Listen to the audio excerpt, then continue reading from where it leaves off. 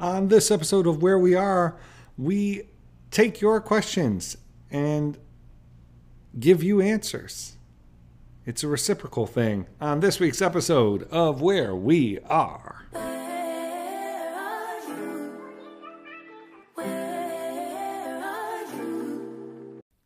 Hello, Where We Are listeners. If you're a longtime fan of this podcast or you're just joining us for the first time today, we want to tell you more about our podcast platform called Spotify for Podcasters. We've been using this platform for over a year and it's been easy to use and new features are added all the time. You can record and edit podcasts from your phone or computer, you don't need anything fancy, and you don't need previous podcast experience. When you hit publish, you will distribute your podcast to Spotify and everywhere else podcasts are heard. Video podcasts are also available on Spotify if that's your kind of thing. And with Spotify for Podcasters, you can earn money in a variety of ways, including ads and podcast subscriptions. But here's the thing, you can earn money, but it's a free platform. There's no catch. If you're curious or want to see what it's all about, download the Spotify for Podcasters app or go to www.spotify.com/podcasters to get started. This is Where We Are. We are the Wares. I'm Michael. I'm Melissa. Melissa. Yeah. It's the end of the weekend, but What's going on? Not much. Not much. Really, truly. Yeah. Really, truly. I'm excited for this episode. Always love when we do listener questions. Me too. And They're like my favorite. yeah, no, and we got great ones this time around. I should say, just a reminder, this podcast is brought to you in partnership with the That Sounds Fun Network. And hey, I am spending this weekend going through the PDF for the last time. I even went to FedEx, printed it out, and going through the manuscript of my book, and then I need to send it off and can't make any more changes. It would be a huge encouragement to me if you pre-ordered the book at wherever you buy books. If you want to go to your local bookstore and sort of get your name on one of the books at your brick and mortar, you could do that. You can go online. But gosh, I'm excited about this book. I'm in the stage of the writing process, which is fleeting, and maybe happens like 2 or 3 times while you're writing a book where you just go, I think this is good. And that lasts for about 48, 72 hours, and then you're back to existential despair. But I'm in the, I think this is pretty good part of it. And so this is a good time to pre-order. Melissa, one more bit of housekeeping before we... Yes. We asked last week about presidential horse race stuff, and we are so grateful for the responses in that you did respond. And we got many different answers. We are not so grateful in the fact that what is firmly established is we have a very wide and varied listenership and audience. We got everything from yes, do this every week. If you don't, you're cowards. And we got, please don't do this until like October of 2024, because I hate that the campaign is too long. And then we got some answers in between. We are, we don't generally think when it comes to politics that you should just aim to split the difference. We think that there are principles that should guide policy decisions, not just triangulation. But in this case, we triangulated hard. Yeah, we're splitting the difference on this one. And Eric Rubio, a listener, made the suggestion that we're going with. Eric, sensible guy, solid guy. He knows what he's talking about. He suggested doing it just once a month. And so once a month, starting in August, we'll just do it won't be the whole episode, but it'll be a sort of rundown of the horse race, the power rankings. Yes, power rankings. And we'll start in August because we'll set sort of the benchmark, and then the first debate's in August. The first debate's August 23rd, and then Iowa's GOP just announced that the first primary for the entirety of the GOP will be January 15th. So it won't be too long after August. We'll have about 4 rankings before we hit that very first primary. So we think that August is a good time, once a month, and I had the idea that alongside this power ranking of the GOP, we're going to throw in very much a Ware family power ranking. We were thinking through what else could we power rank that we think that our listeners would deeply enjoy, and we thought pasta shapes. Pasta shapes. Pasta shapes. Types of pasta. And, you know, maybe this whole thing will merge by the time we get to like February, March, and it's just a bit crazed, and we'll just start comparing different presidential candidates to pasta shapes. And, yeah, like Tim Scott's going to be bow tie, you know, like things like that.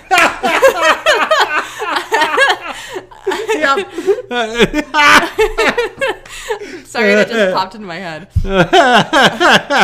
Yeah. But we're going to have the GOP power rankings, and we're going to have the pasta. The Ware pasta shape rankings. It will be the authoritative. Yes, there will be no other power ranking of pasta shapes that will ever come close to the power ranking we are about to give you. Okay, Melissa, before we get into questions. Yeah. Do we want to talk cocaine? Let's talk cocaine at the Okay. White House. Yeah. I tweeted about this. It's usually the kind of story we don't cover until there's actual news. Yeah. And, you know, this is like one of those classic, especially, you know, honestly, the only thing that surprises me is that it's not in August. That this is totally like an August story, but it's It like really not is. much is going on. In July, the month before. Yeah. And this is the kind of story that's like 95% gossip. Mm-hmm. It's also the kind of story that like peters out. You know, it's made a big deal, and then just like it's the kind of story that now there are exceptions. This might be one, but this does read to me like of the genre of story that 95% of which the media just all of a sudden doesn't care about it after a while, and it just sort of like peters out. But it was all the news this week. The basic rundown is I read about this. I couldn't remember if it was Politico or Axios, but I read a briefer on it in one of the emails I get about the I think Secret Service identifying white powder that was tested. Yep. Was found to be cocaine.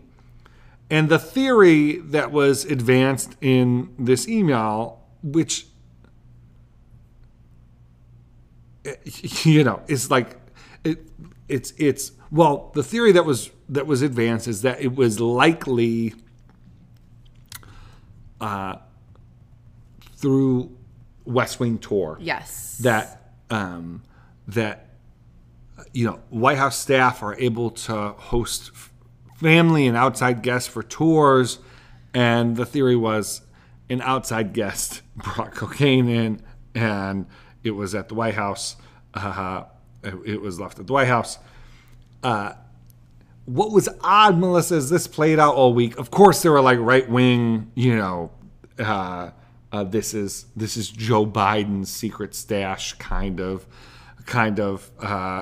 stories. What was weird is that there was like a developing about a story about like where it was found, and at one point the story like switched to it being found on West Exec Avenue, and I was seeing like a lot of Twitter chatter like this changes everything, and some conservative people were being like that's where the vice president's car goes, and it's like, you know, it's where like a lot of people's cars go. It's also where all of the tours, Yes. where all the West Wing tours go in. Like, so it was weird to me, this like this changes everything, when it was like, no, actually this actually makes a lot of sense with the theory that was initially advanced. Melissa, we told in an earlier episode, we told about when you came for a visit to the West Wing. One of many. And you were on West Exec Avenue. I went through that entrance, yes. And you went through that entrance. And I wasn't supposed to go through that entrance. Yeah. No. But so we're not going to do updates on the story. I tweeted about it once, just to share this West Exec is the West Wing tour place. I don't plan on tweeting about it again unless actual news comes out. But what a weird, I mean, it is just such one of those weird stories. I was listening to Jon Favreau, my old colleague, Jon Favreau, who worked at the White House, and he was saying something that I thought was, which is, you know, the most likely thing is that someone out there knows it was their cocaine and is just watching all of this take place, but doesn't want to incriminate themselves. And so the entire machinery of the Fourth Estate, you know, and of course, like, you know, they're thinking like, do I tell? like, do I tell? And there is like a drama going on that probably only one person knows about, like this whole internal chaos that is happening. Yeah. So yeah, any thoughts about cocaine at the White House, Melissa? I have no further thoughts about cocaine at the White House. You know, I will say it is one of those.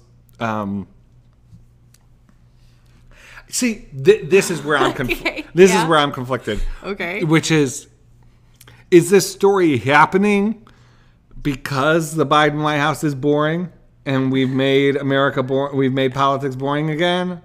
And so this is like, I mean, like in the Obama years when, there would be suit? Is this his well, during the Obama years, there was like 3 days of stories because someone like got over the fence at the White House and people were like, you know, or, you know, should this be treated as, what is cocaine doing at the White House? Which, you know, is not an insane. No, it's a very valid very valid question. We know that people work long hours there, so I mean, for me. No, so this is the thing, though. This is why when you come on as a new administration, you shouldn't have on background administration officials complaining that national security advisors have to have never done drugs before. I don't know if you remember all of that, Melissa. Like there was this kind of mini campaign that drug prohibitions on having a drug history and getting security clearance like should be weakened. And there was like this weird, like in the opening like month of the Biden administration, there were people who found the time and thought it was like a great idea to be like, no, this is a travesty. Like we need to, this is the story we need to be pushing out. And not a priority on my list. I'll be honest. Like I just, mine either. All right. Let's move on. Let's get to questions. All right. Let's start off with, what kind of political humor makes you laugh? Is there a kind of political humor that you think is unhelpful or even harmful? So this is the question that inspired this question episode because it came out of the blue. Yeah, in an from email, a listener. and I deeply enjoyed it. And to this listener, you prompted an entire question episode just because of how great of a question this is. Yeah. Melissa, what would you say? So I told this person that my very first instinct within 3 seconds of reading this of what's my type of political humor to sort of give the vibes is the Key and Peele skit at the 2015 White House Correspondents' Dinner where, President Obama was in the middle of giving his, his speech full of jokes.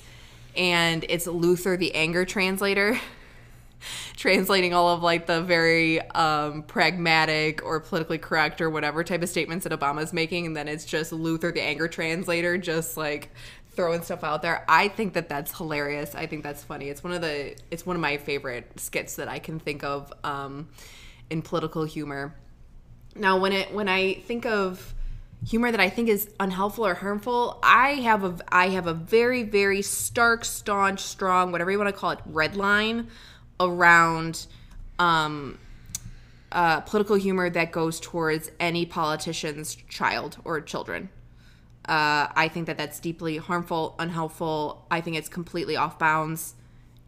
You do not do it the second that you are making fun of somebody's kid, no matter who they are, whose kid it is, what child it is. It's off limits for me. So that's one of the big red lines that I have in terms of something being harmful or unhelpful.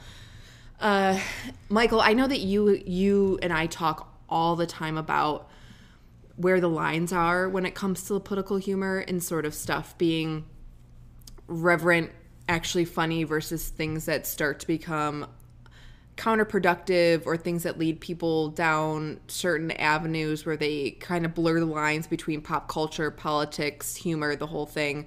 Well, first of all, what's your kind of political humor? And then what's your answer to that second part of the question? Yeah, so there's a range of political humor I love. I've liked Lewis Black for a long time. You have, for sure. And got to see him. Actually took my mother to see him on Mother's Day.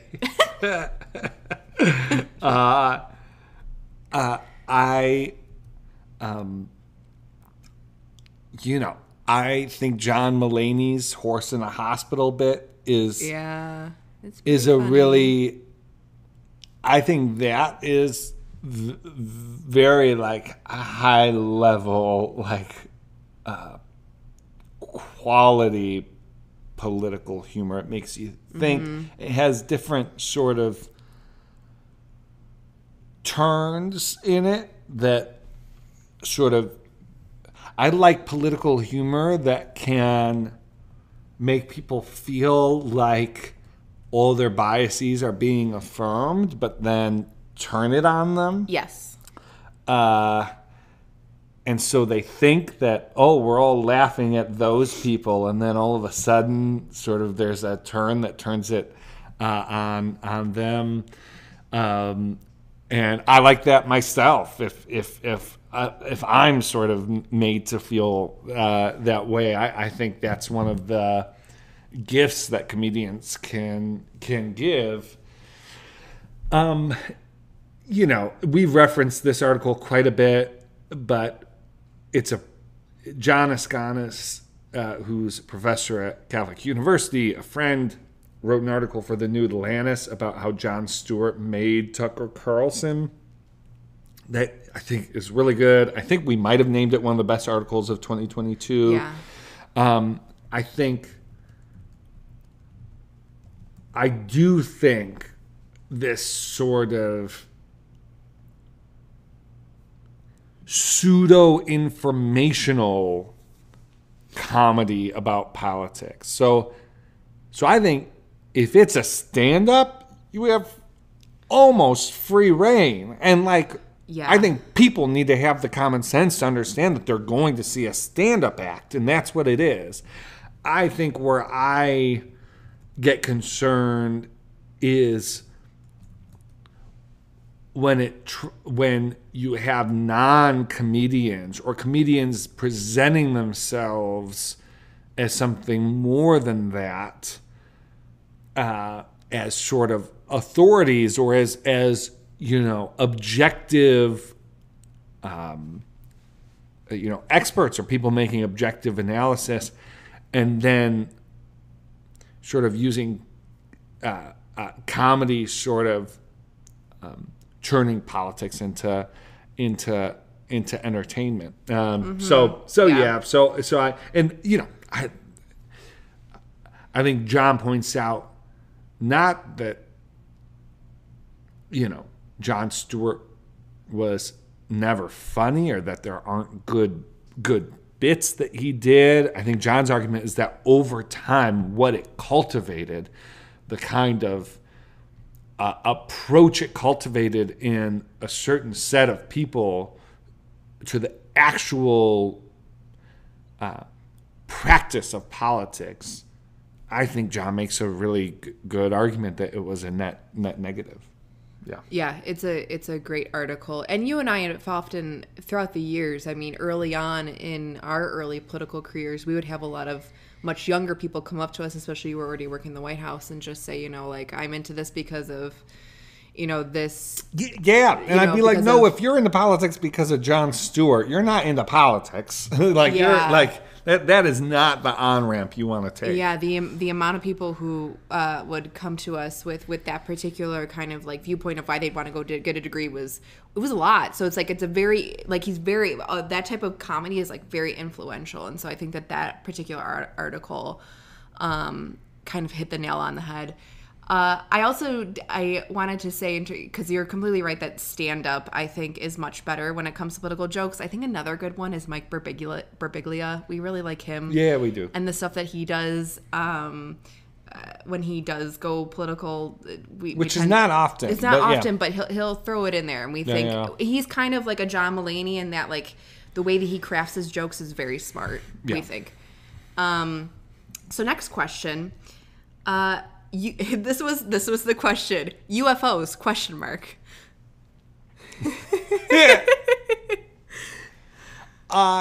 So I'll say I don't have very strong opinions. I don't. I'm not someone who believes that sort of everything hangs on the question. I actually think it's the kind of thing that people who want everything to sort of hang in the balance and be uncertain. I think people use the UFO question to be like, if this was true, everything would change. And because we don't know that it's not, that UFOs don't exist, and how could we like sort of know anything? Like, it sort of serves that function for some people.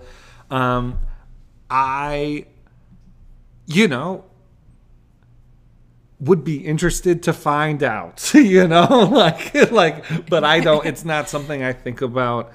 I think about often. I will go down the rabbit hole it seems like every, year, there's at least one moment in which, the Pentagon has something weird come out, or there's some sort of, essay about someone who dug into questions. But yeah, Melissa, you've always been interested in what do you think? Of course. I mean, this question's coming up because last month NASA gave a public press conference on their study into what they call unidentified anomalous phenomena, so UAPs instead of UFOs. I think they're pretty much the same thing. And NASA apparently this month of July will be coming out with an actual written report of what they found.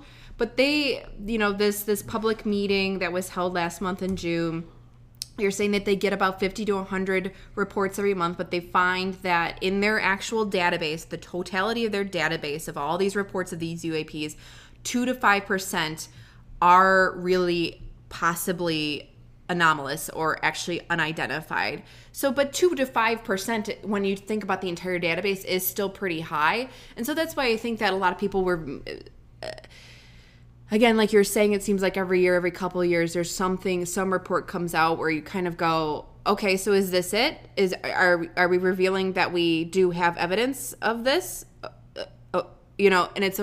And so I'm waiting for this month for this July report from NASA to see if there's, because a lot of people are saying, oh, this was a smoking gun, this public meeting. And I read through the stuff and I didn't think it was. I was kind of like, we need more information for me to think anything of this. So I'm waiting on this July report. And essentially, like, what I want when it comes to, like, answering a question like this is I would prefer if the government were a little bit more open as to what its plans are, should we actually discover that there are true unidentified flying objects filled with beings from a different, galaxy, planet. I would like to know what the plans are, what the initial plans are. I would not. I Really? think that's I an would. awful idea. I know it would. From a political standpoint, it would be horrific, and this is why we don't actually have any kind of information. But for me, I'm kind of like, what does the government have planned? Do we have plans? Do we not have a plan? Are there 16 plans? Is there one? I'd like to know. So that's my answer to that question. What's behind door number 2? No, for real. What's the policy, my friends? Love the UFO question, though. Yes, thank you. Do you know what? Do you know who makes me, just to close, Yeah. do you know who makes me think about UFOs every year? So Ross Douthat. We'll write a column on true. UFOs. Consistent, yes. Every year or two, and that usually sends me down the rabbit hole. If you're interested, We should have him on the pod we specifically. should have him about just to talk UFOs. UFOs. If you're interested about the subject, just like go to the New York Times, search Douthat, and like extraterrestrials, UFOs, and he has some good columns on the subject. Okay. All right. Next question. We have been asked to discuss ranked choice voting, and we actually did an episode on this. It's episode 32 from September 2022. We were talking about in conjunction with Alaska's primary, where they actually do use ranked choice voting to decide. And it's a great episode. It's actually our second most listened to episode ever. And so I will put that in the episode notes. It's a great place to see sort of our thoughts on the whole issue. Yep. Now, our next question, where do you wish faith-based media would provide more accountability? Yeah. Oh, gosh. You know, I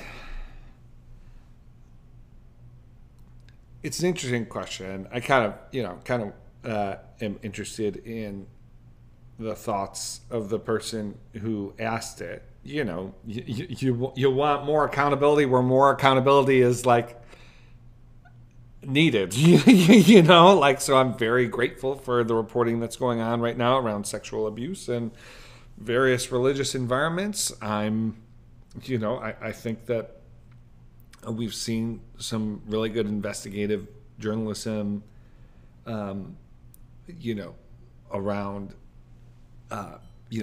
various sort of controversies and issues of sort of misuse of religious institutions have come up. But kind of the thing, and this is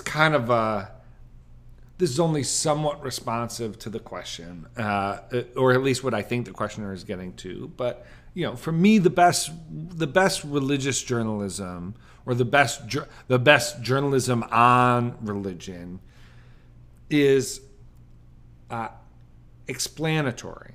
It helps readers get inside of a religious community, a religious practice that is, meaningful to the public, and where it could be misconstrued or misunderstood, or where it could be sort of treated as as a spectacle, or as something that should just be sort of like a tourist attraction. You actually get more in touch with humanity and the humanity of your own humanity and the humanity of the people who are sort of the subjects, through the journalism. And so, I think Ruth Graham is very good at this. I think Emma Green's very good at this. I think Bob Smetana is very good at this. I think Kelsey Dallas is very good. I think my favorite would be Tim Alberta. I think Tim Alberta is fantastic. Yes. Yeah. So much is written on evangelicals, white evangelicals, but I find that his stories are explainers but in essay form, And even though obviously he grew up in certain spaces and he's close to the ground, he somehow is able to actually go more the explainer route rather than going down like his own baggage route. And I deeply, deeply admire that. Because I think for faith-based media reporting, I think those types of personal biases, you know, where you came from, wherever it may be, no matter what faith you're covering, I think that it's 100%. something that is getting better. And again, we've just listed a bunch of people. I mean, there's various different outlets, even outlets where like they're very clear as to where they stand on the political spectrum, like trying to hold themselves accountable in this way.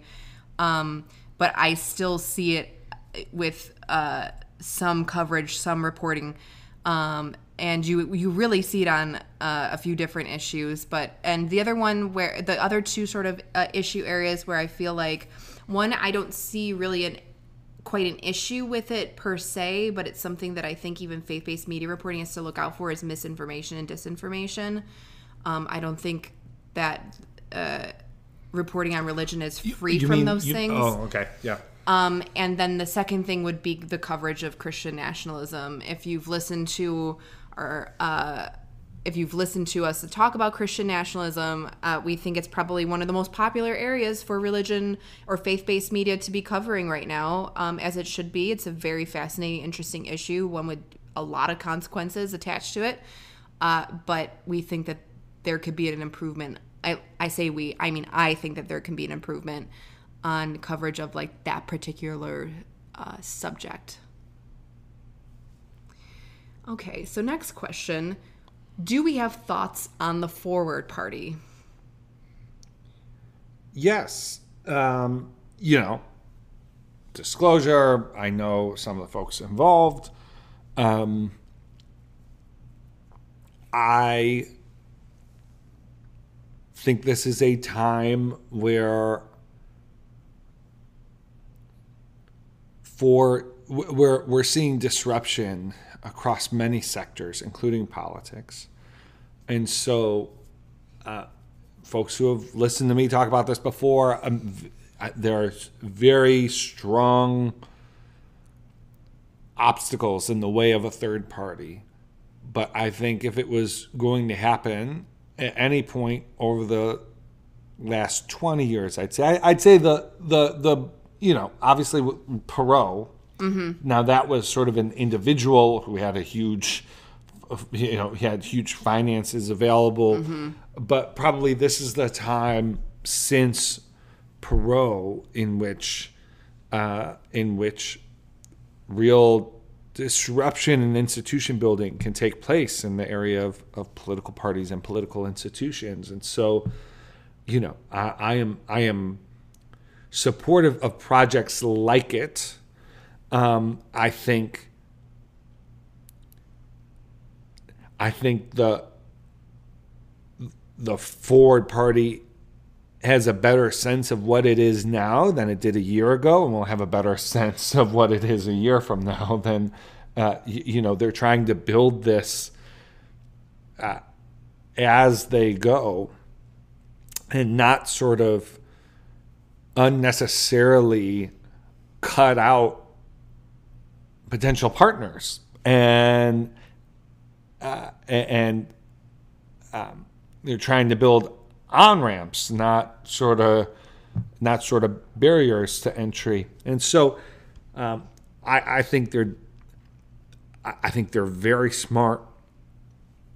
I am interested to see what develops with them in the coming in the coming months and years. But like, do I think that they'll be ready, or that it would even be wise to go presidential in 2024? No. What will be interesting is if they're able to rack up even a couple wins in local races, and they can build credibility that way.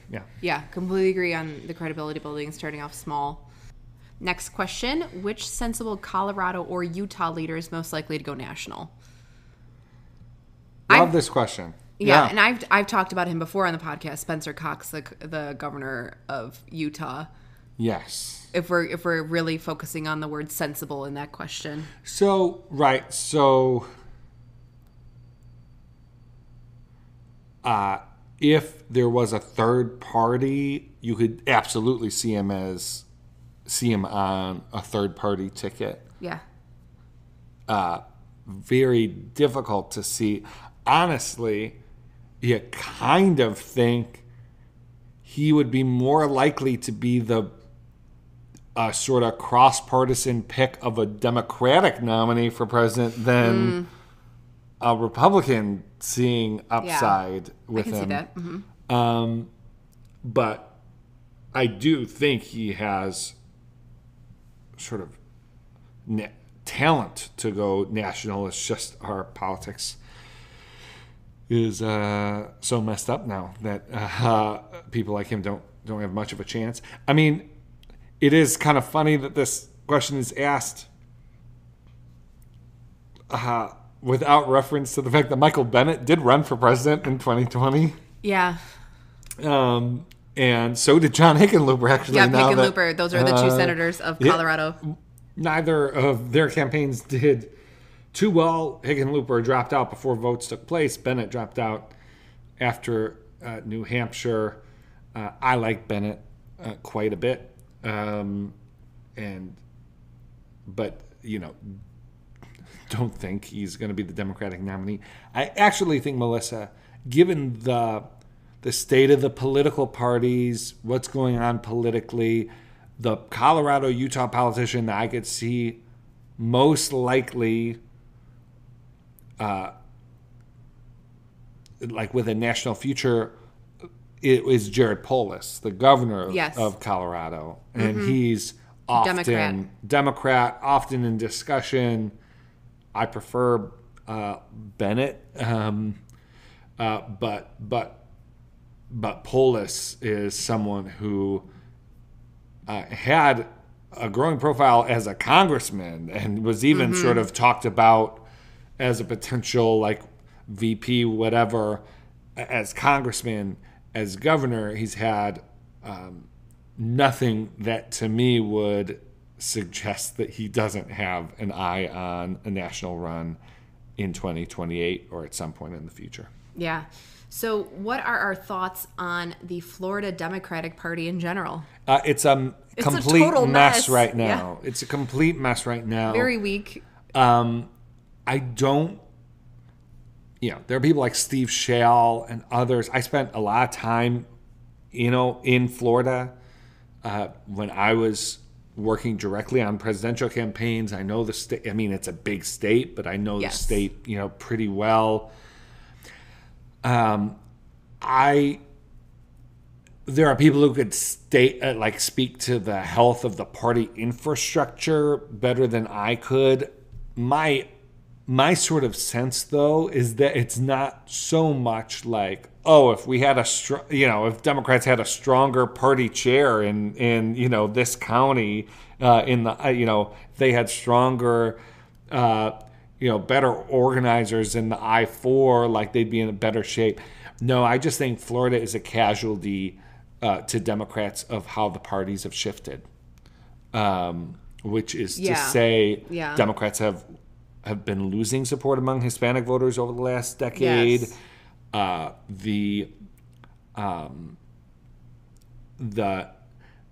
On cultural issues have appealed to younger voters, whereas Florida,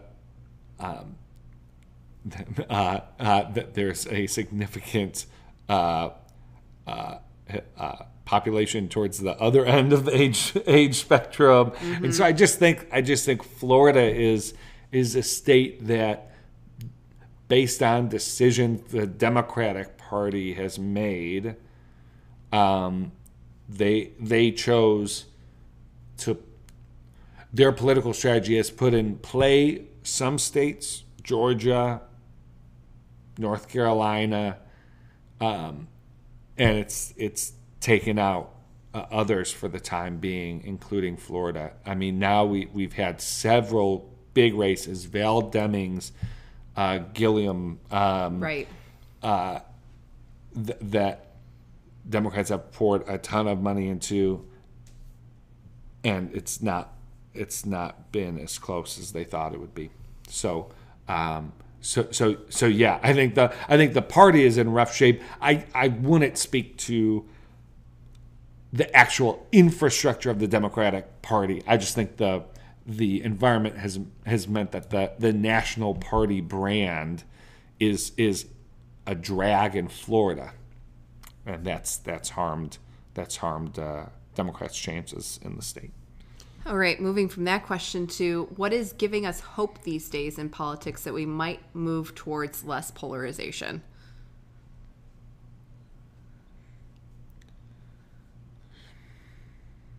I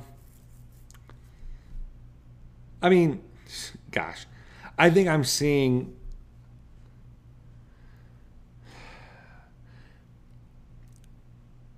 I know the question is about hope.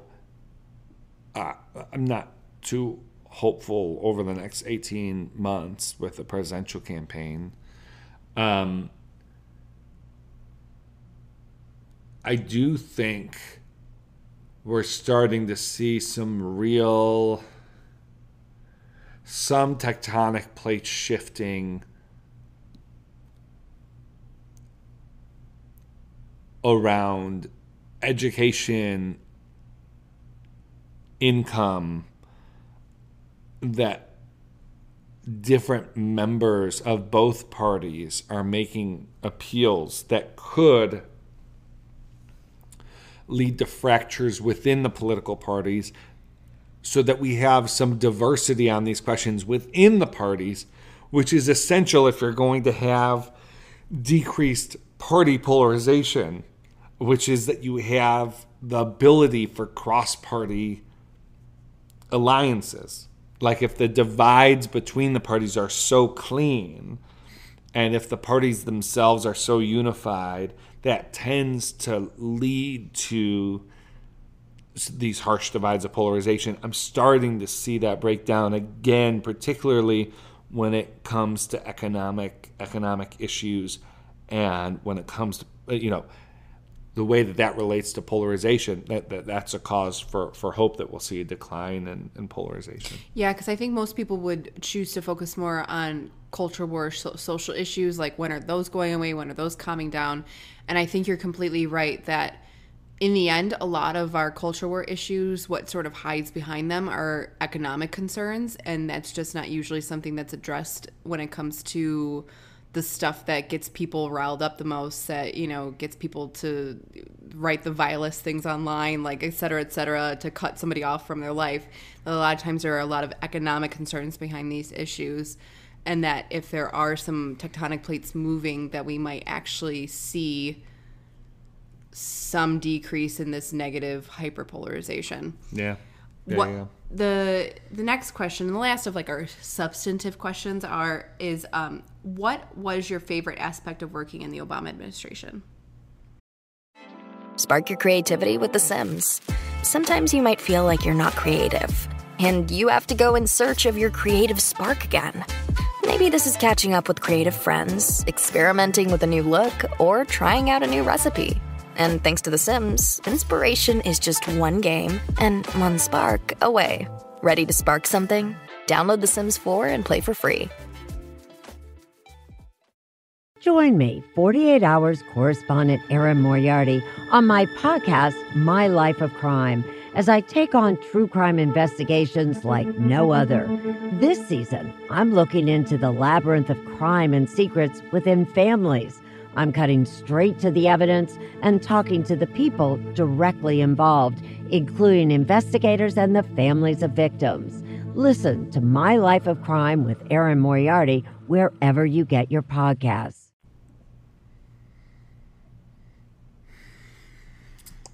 I didn't work in the Obama administration, but I was you kind of did. You kind of did. That's a story for another day, folks. You can ask the question next time of what was Melissa's 10 days of interning on the No. I'm thinking about State Department, SCEP. But that wasn't. But like political appointees. Yeah, like no. where the I know. I'm questions just at, yeah. Not the State Department. Anyways, my favorite part of being attached to someone was the parties. Yeah, I'm glad you said that. The Christmas parties, the inauguration parties, like the balls, all of the really fun social stuff. Yeah, there was a point where I incredible. did like tell you like, I hope you're enjoying this because this is not a forever. Oh, I was in awe every time. We got to sit in the presidential box a few times at the Kennedy Center and saw some great acts. Like, I mean, I cherished every single aspect of it. We still have the little M&M's boxes, the little champagne bottles from these little events with the seal of the president's seal, Barack Obama. Yeah. So yeah, that was. I feel weird following this up with something sort of like earnest, or something. I mean, that's earnest on your part, but I got to. People always think, "Oh, politics, faith-based office." You must have seen some really like disheartening stuff with religious leaders, and I did see some of that. But my favorite part was I got to see the best of religious contribution to the well-being of the country on nearly a daily basis. And that was just tremendously inspiring. Have never been more prayed for than the 4 years when I worked in the White House. And again, just got to know faith-based nonprofits and volunteers that were doing incredible work. Got to meet incredible religious leaders and clergy from around the country, and I'll never forget those opportunities. All right, we wrap up those questions. Now moving on, I had to giggle at this question. The question is, how are you? You know, it's been an exhausting season. There's a lot of good stuff happening at the Center for Christianity and Public Life, but we're a startup, and we have more work that people want from us than three humans can deliver on, which is a good problem to have. But it is an exhausting season. We're looking to scale and grow as a team even before the end of this year. But I'm feeling a bit exhausted. I am excited about some of the travel I have coming up. We have coming up. San Francisco, New York, Boston. I'm speaking at Tufts this coming week, which I'm really excited about. Speaking at some churches over the summer, and so excited about some travel coming up. But yeah, that's how I'm doing. I feel like this is a season of sort of like, kind of like powering through, Yeah, powering through is the word. I'm learning how to cook. I'm actually not too bad at it. Turns out I really dislike it, but I'm a pretty good cook. And yeah, being a parent to 2 toddlers is exhausting. Yeah. Yeah, I'll say that much. Next question, cake or pie? Melissa? Pie by a landslide. I don't like cake. I don't like cake at all. I don't eat cake. Yeah, I'm not a big cake person either. I do prefer pie. Like my favorite, I love so I'm not a big dessert guy to like generally, but when I do have dessert, I do like mousses. I like You love chocolate cream pie. I do like chocolate cream pie. Best dessert I've ever had was this semifreddo in Italy that I need to travel back and have that dessert again before the person who made it dies or something. But yeah, I'm not a big dessert guy, but if I had to choose cake or pie for sure. Yeah. My dad makes this really amazing chocolate mint pie that I think about all the time. You do. And I love that pie so much. Now, the next question, I had to go look this up because I was like, what? Pickleball. I guess, what are our thoughts on pickleball? I am so pleased to say that I have zero thoughts on pickleball. I know, I don't have thoughts on pickleball either. I had to go look up, because I was thinking, I was like, Is that the game where in like 1980s movies where wealthy people are playing it in that little indoor glass box thing? No, that is racquetball. No, it isn't. And people still play that today. Actually, that's not relegated to the 1890s or whatever. The 1980s. Oh, okay. You know how all these like 80s movies, half of the characters are constantly in that glass box playing racquetball. But I thought that was pickleball. That's not pickleball. No. Pickleball can be played indoors or outdoors. It looks like fun. It looks like basically is it ping pong? Yes, ping pong, but played like in a tennis court. That's what it looks like to me. Yeah, I'm game to try. That's my thought towards it. Can you tell us something that we like for ourselves because we've had kids? Like something we've started since we had kids. Something that we like now that we didn't before. Yeah. My answer is baseball. Yes, that's a good one. That is true. I think I like it with the kids. I like it without them. I don't like it like it's not because I like doing it with them. It really having kids aged me into liking baseball. You, Melissa, what would you say? So I don't mind sitting outdoors as much anymore now that we have kids. I don't like the outdoors. I'm an indoor person. So true. And, they're constantly begging to go outside. And so sitting outside now, sometimes it can be pleasant. And then, art museums. I really like art.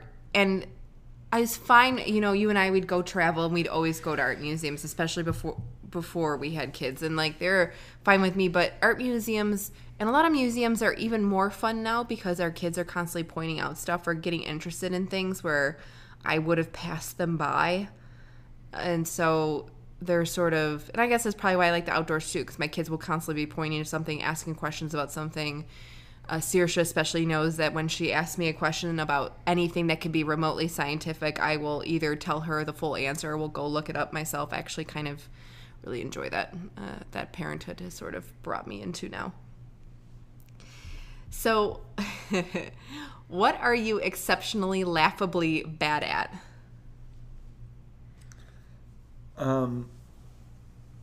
Anything involving motor skills. So true.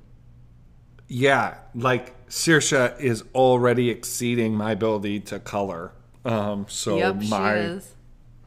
She's not gonna have that thing that most kids have where at least until they're 10 or 12, they think their parent is an art genius. No, mine is already Dada, I got this. Thanks for the thought, but let me take it from here. Yeah. Mm-hmm. I am laughably bad at following written directions. If you give me a recipe or to build some very cheap piece of furniture off of Amazon or a game, like a board game, a card game, and you have me read the directions after maybe the first, maybe I can get to the second step, my brain just starts repeating some song on repeat or goes to mush. I cannot follow written directions. I'm very, very bad at it. So most of the time, I just start doing stuff on my own without reading the directions. I'm that kind of person because I know that I'm going to shut down when I start reading them. So our last question, do we enjoy watching political shows together? Examples like The West Wing or Veep or others?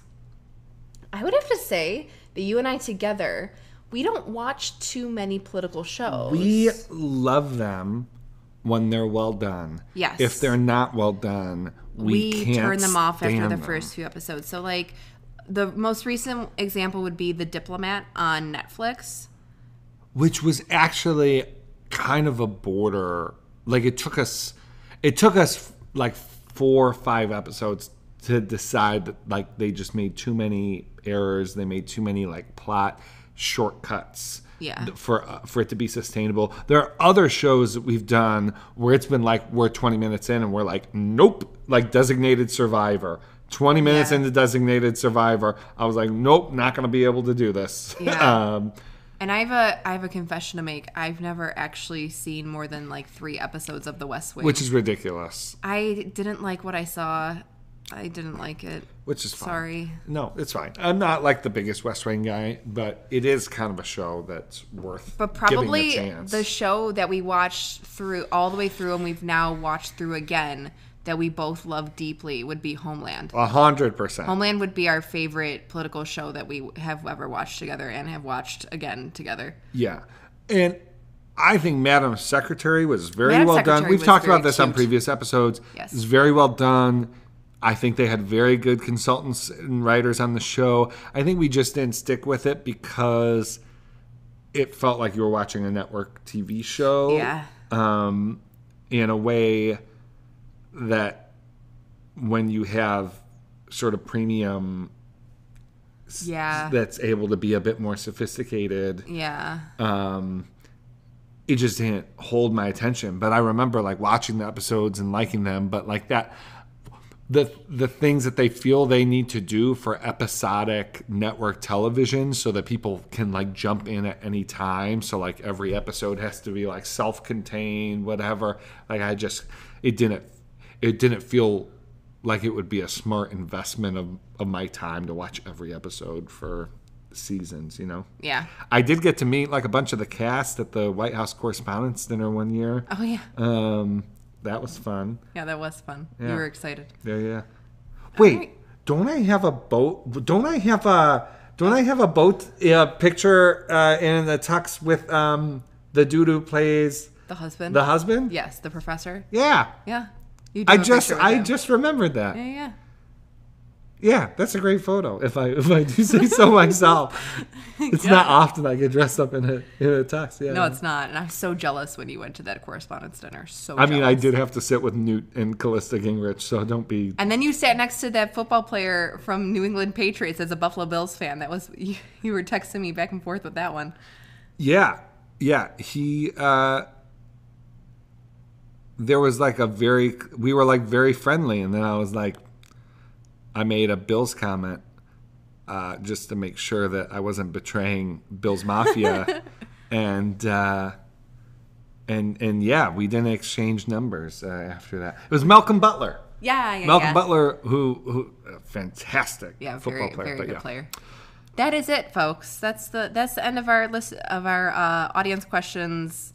Great Hope you questions. enjoyed it. Thank you for the good questions again. We'll obviously do this again in a few weeks. But until then, I mean, maybe not in a few weeks, but like we'll do it again at some few point. months. Before the end of the year. Yeah. Sorry.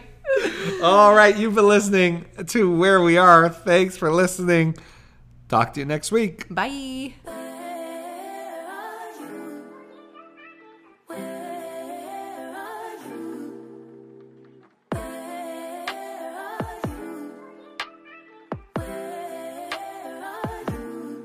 It's the end of the weekend, but I still wanna